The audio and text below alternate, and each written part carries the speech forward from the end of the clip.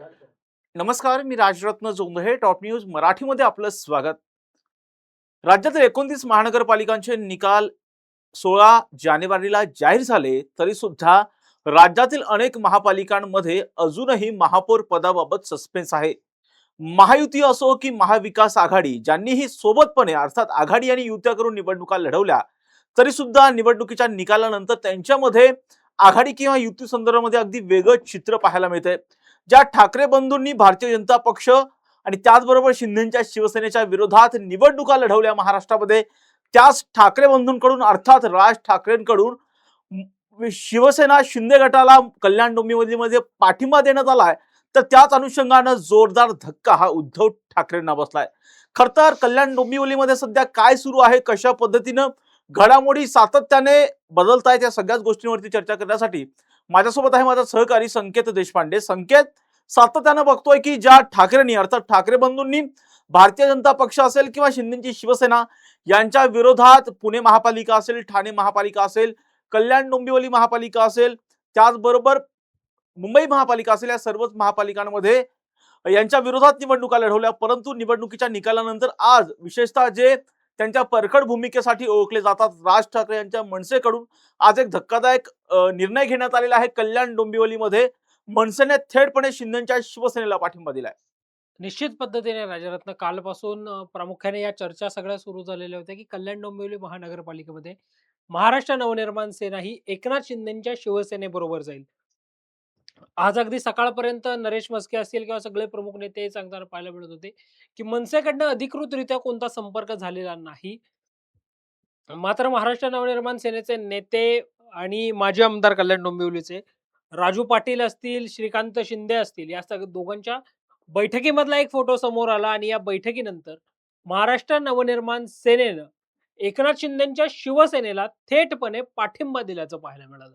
आता कल्याण डोंबिवली महानगरपालिकेतली स्थिती जर आपण पाहिली राजरत्न, तर कल्याण डोंबिवली महानगरपालिकेमध्ये शिवसेनेचे 56 नगरसेवक निवडून आलेले आहेत. भारतीय जनता पक्षाचे 50 नगरसेवक जे आहेत ते निवडून आलेले आहेत. तर महाराष्ट्र नवनिर्माण सेनेचे 5 आणि शिवसेना उद्धव बाळासाहेब ठाकरे पक्षाचे जवळपास 16 नगरसेवक जे आहेत ते या कल्याण डोंबिवली महानगरपालिकेमध्ये विजयी झाल्याचं पाहायला मिळतंय. आता 16 आणि 5 म्हटलं तर 21 नगरसेवकांचं अ, बहुम म 21 नगरसेवक जे होते ते ठाकरे बंधूंच्या अलायन्सकडे असल्याचं पाहायला मिळालेलं होतं.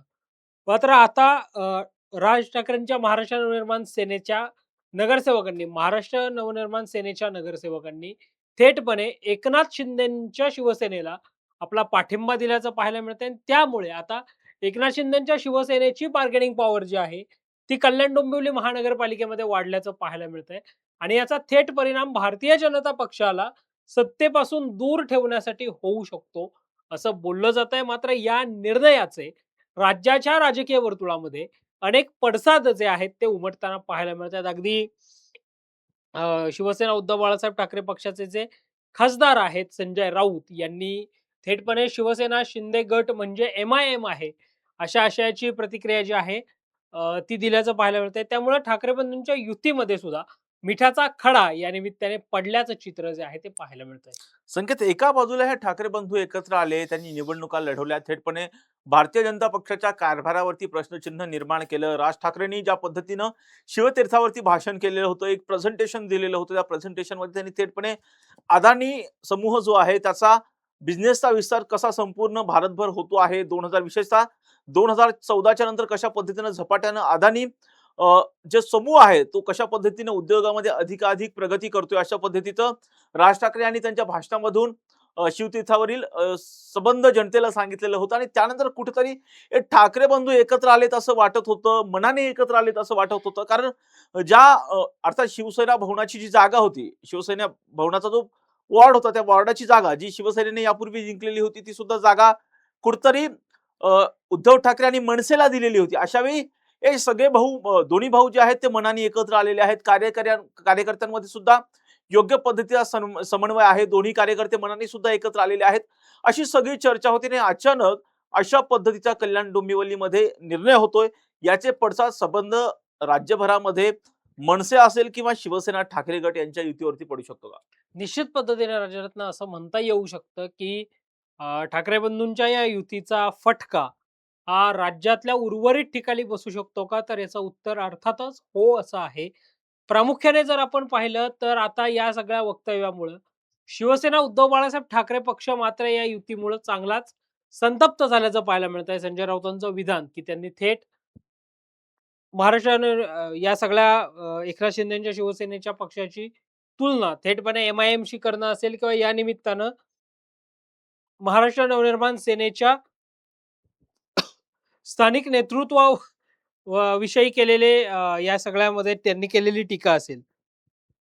या सगळ्यामुळं राजरत्न निश्चित पद्धतीनं युतीवर त्याचा परिणाम होऊ शकतो. तिकडे संदीप देशपांडे असतील किंवा स्वतः राजू पाटील असतील, की विकासाला तबक करण्यासाठी आम्ही शिवसेनेला पाठिंबा दिलेला आहे.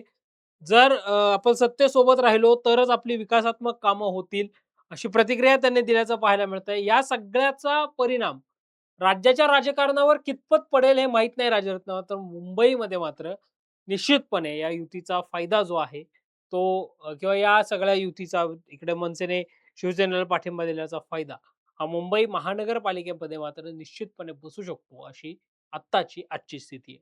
संजय, ज्या पद्धतीच्या प्रतिक्रिया बाळा नांदगावकर यांनी प्रतिक्रिया दिलेल्या आहेत, संदीप देशपांडे सुद्धा बोललेले आहेत.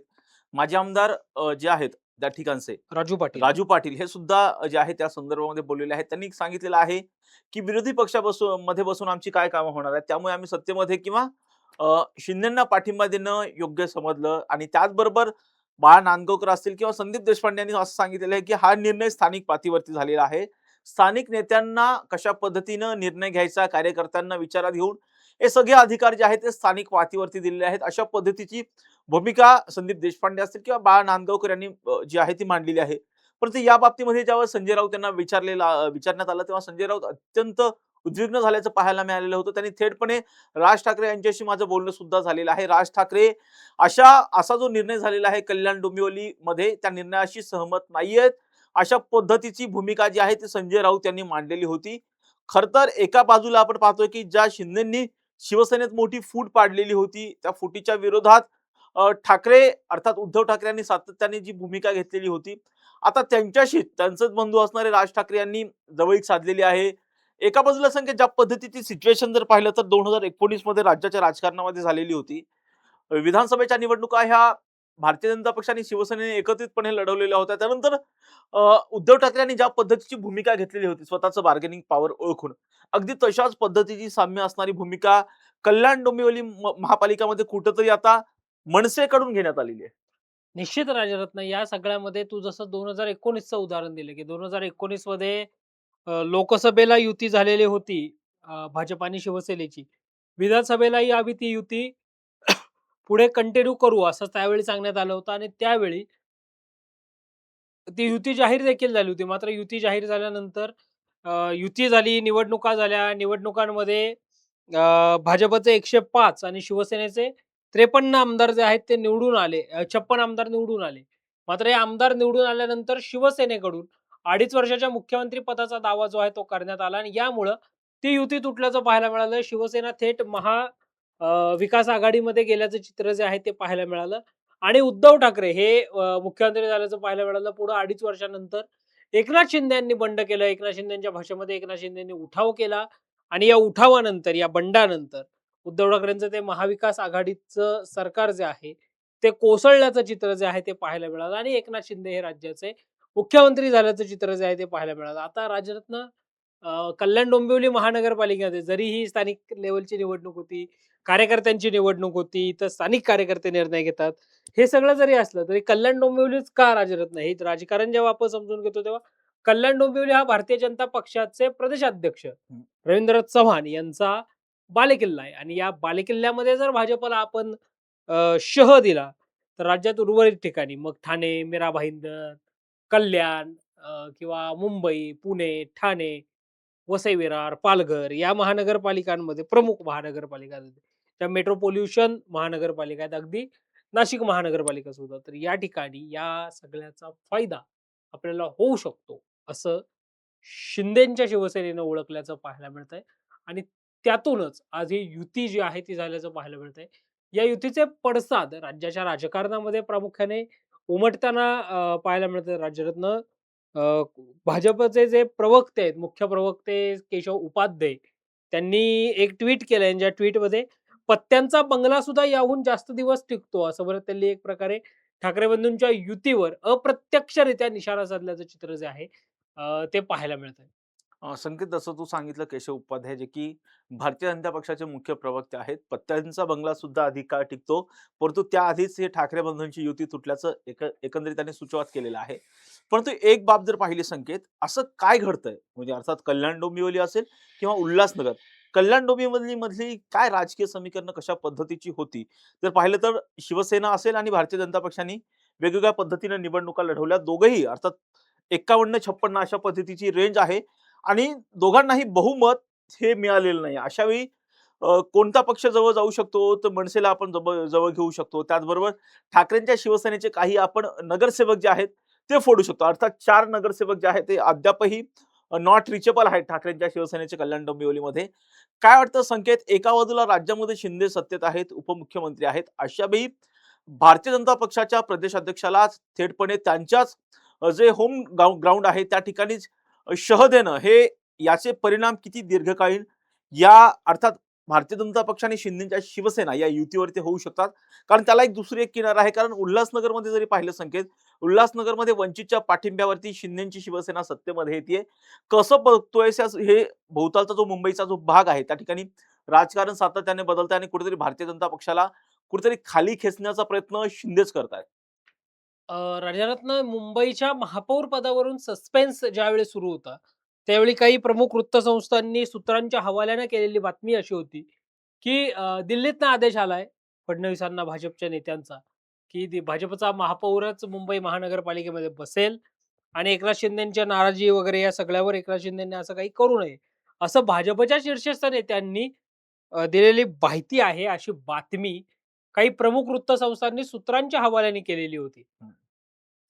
आणि त्यानंतर तुला आठवत असेल, ज्यावेळी नगरपंचायत आणि महानगरपालिकांच्या निवडणुका लागल्या होत्या राजरत्न, त्यावेळी आपापसातले नेते, मंत्री, कार्यकर्ते आपल्यामध्ये येऊ नयेत किंवा आपापसातल्या मित्रपक्षामध्ये प्रवेश देऊ नये, अशी एक एस-ओ-पी महायुतीमध्ये आल्याचं पाहायला मिळालं होतं. आणि त्यावेळी सुद्धा एकनाथ शिंदेच्या मंत्री, राज्यमंत्र्यांनी थेट मुख्यमंत्र्यांची भेट घेतली होती, कॅबिनेटवर बहिष्कार घालून, आणि या सगळ्यामधलं इन्कमिंग थांबवावं अशी विनंती त्यांनी राज्याचे मुख्यमंत्री म्हणून देवेंद्र फडणवीसांकडे केल्याचं पाहायला मिळालं.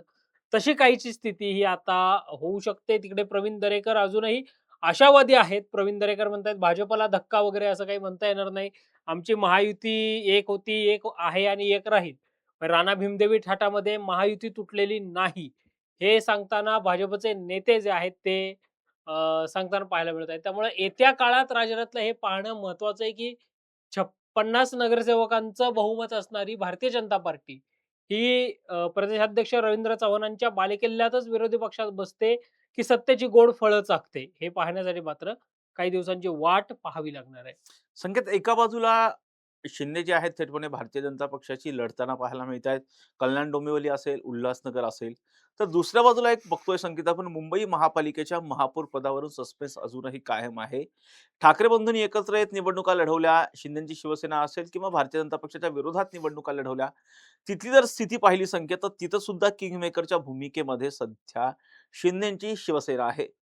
परंतु सध्या जर राज ठाकरे यांची भूमिका, शिंदेची सध्याची भूमिका आणि त्याचबरोबर याचे परिणाम कुठेतरी मुंबईच्या राजकारणावरती मुंबई महापालिकेमध्ये होऊ शकतात का? कारण जर भारतीय जनता पक्षाला कल्याण डोंबिवलीमध्ये सत्तेच्या बाहेर ठेवलं जातंय, उल्हासनगरमध्ये सत्तेच्या बाहेर ठेवलं जातंय, तर मुंबईमध्ये अशा पद्धतीचे प्रयत्न राज ठाकरे यांच्या मदतीनं, कारण राज ठाकरे हे कुठेतरी शिंदेच्या जवळचे मानले जातात. कारण ज्यावेळी शिवसेनेमध्ये बंड झालं तेव्हा 40 पेक्षा जास्त आमदारांनी राज ठाकरे यांची सुद्धा भेट घेतलेली होती. राज ठाकरे यांनी लोकसभा निवडणुकीमध्ये श्रीकांत शिंदे यांचा सुद्धा प्रचार केलेला होता. अशा वेळी राज ठाकरे यांची भूमिका मुंबईसाठी महत्त्वाची ठरू शकते का? किंवा मुंबईमध्ये भारतीय जनता पक्षाला सत्तेपासून बाजूला शिंदेची शिवसेना करू शकते का? कारण शिंदेच्या शिवसेनेने कल्याण डोंबिवली असेल किंवा उल्हासनगरमध्ये असं करून दाखवलंय. राजरत्न, मला असं वाटत नाही, की शिंदेची शिवसेना ही अन्य ठिकाणी काही वेगळा निर्णय घेईल. कारण शेवटी महायुतीमध्ये राहायचं आहे. एकनाथ शिंदे राज्याचे उपमुख्यमंत्री आहेत आणि एकनाथ शिंदेंना या सगळ्यामध्ये प्रामुख्याने असं काही होईल असं वाटत नाही. अर्थात हे महाराष्ट्राचं राजकारण आहे. इथं कधीही काही होतं. जे काही तर्क, विश्लेषण, अंदाज आपण लावतो, त्याच्या विपरीत काहीतरी कृती घडताना आपल्याला पाहायला मिळते. मात्र कल्याण डोंबिवलीत जे झालं तेच ठाण्यामध्ये होईल का? किंवा मग तेच अंबरनाथमध्ये होईल का? तेच अकोटमध्ये होईल का? ते किंवा सगळ्यात महत्त्वाचा प्रश्न तेच मुंबई महानगरपालिकेमध्ये होईल का? तर हे पाहणं फार इंटरेस्टिंग असणार आहे, की भाजप आणि शिवसेना एकत्र निवडणूक लढवते, एकत्र सत्ता टिकवते, की कुठला वेगळा पक्ष या ठिकाणी कमबॅक करतो हे आपल्याला पाहावं लागणार आहे राजू. संकेत निश्चितपणे त्या ठिकाणी कोण सत्ता स्थापन करतं, की काही वेगळीच आघाडी त्या ठिकाणी ते पाहणं महत्त्वाचं असणार आहे. परंतु दुसरी एक बाब म्हणजे संकेत, शिंदेची सातत्याने जी भूमिका जी सातत्याने पुढे येते हॉटेल पॉलिटिक्स या सगळ्या गोष्टी असतील. परंतु दुसरी एक महत्त्वाची बाब आहे, की राज ठाकरे हे थेटपणे एकनाथ शिंदे यांच्या मदतीला धावलेले आहेत. स्वतःचा भाऊ असलेल्या उद्धव ठाकरेंना त्यांनी कल्याण डोंबिवलीमध्ये धक्का दिलेला आहे आणि संकेत दुसरी एक महत्त्वाची बाब म्हणजे अशी, की आज सत्ता स्थापनेवरती जी प्रक्रिया होती, जी याचिका होती, त्यावर सुनावणी झालेली आहे. शुक्रवारी पुढील सुनावणी होणार आहे.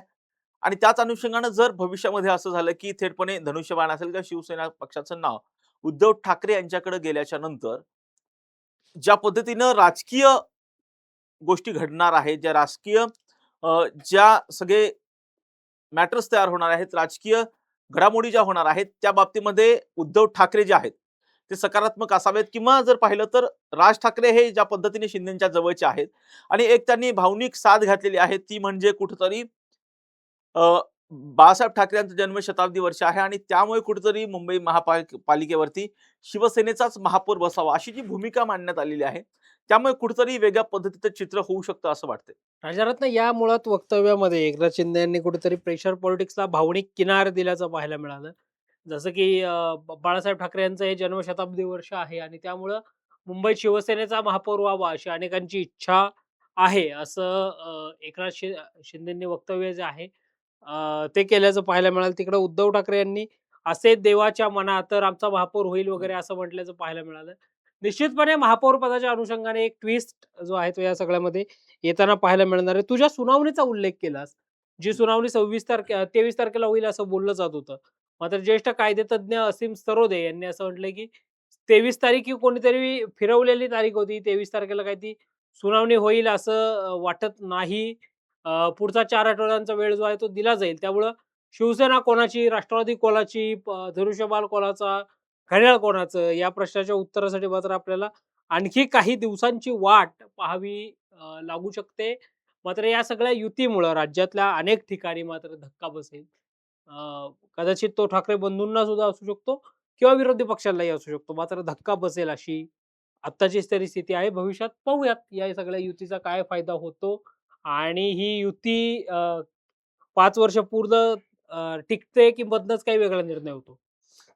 नक्कीच हे सगळंच पाहावं लागणार आहे. मुख्यमंत्री सध्या दावोसमध्ये आहेत.